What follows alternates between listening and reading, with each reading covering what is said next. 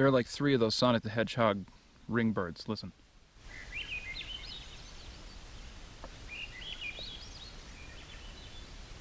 I'm not a bird watcher. I have no idea what they are.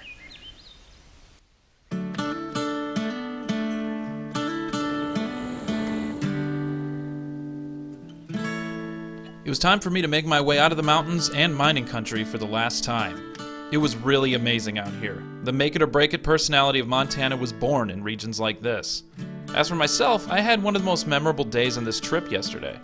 When I was laying down for bed in my tent, I probably said something very deep and inspiring, and I'd love to know what it is, but at this point I still hadn't found out my microphone was dead. I remember at one point I'd felt pretty freaked out about hearing something outside my tent. I slept with my machete and packed all my food in the motorcycle away from camp. The morning brought blue skies and a refreshed sense of adventure. I'm really ready for whatever's next.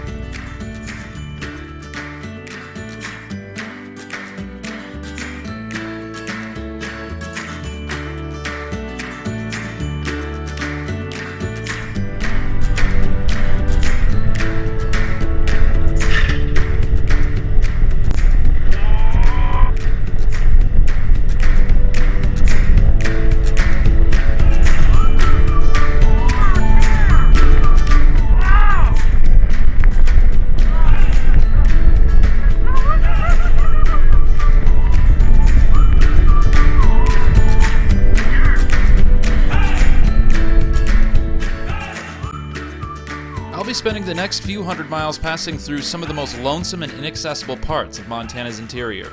For this episode, I figured I'd focus on a topic that I found as a common theme in regions I've been passing through in this season. As many know, the majority of the United States' urban populations are in close proximity to international shipping lanes and coasts. Much of what I rode through in this journey is what's known as Flyover Country. Regions that are far from the coasts, major rivers, interstates, and railroads are in a state of what's called urban decay. I know this episode started off as cheery, but I passed through some small towns on this route, and I can see that they aren't the lively communities you'd expect small-town America to be. They're accessible more by county highway or by airfield, and much of the capital that keeps their small economies going is brought in by semi-truck drivers passing through while delivering more goods in than out.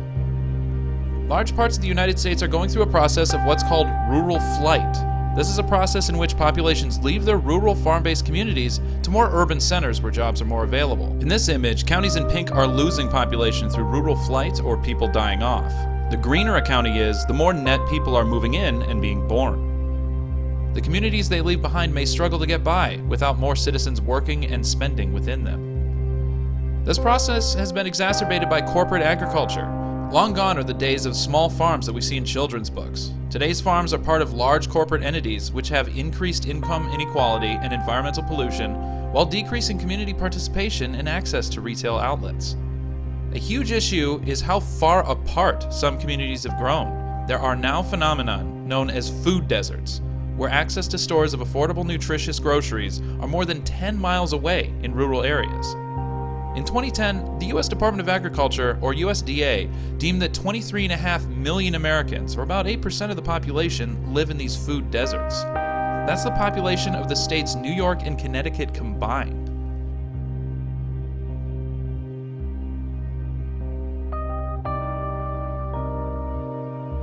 The lack of jobs and services also lead to another issue: brain drain.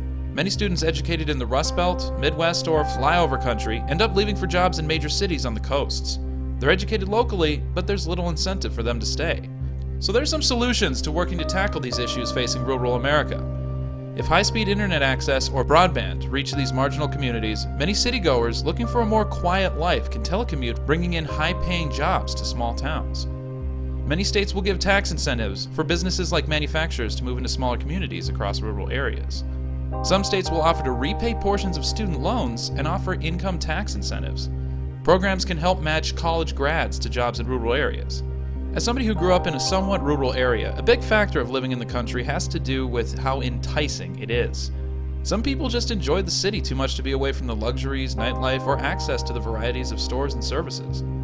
On the flip side, many prefer rural areas because of their quieter small-town atmospheres, stronger senses of communities, and you trade in the busier nightlife for a busier night sky. In all, there's advantages to urban, suburban, and rural living. Steps to fixing the challenges of rural life, however, can at least start with recognizing them.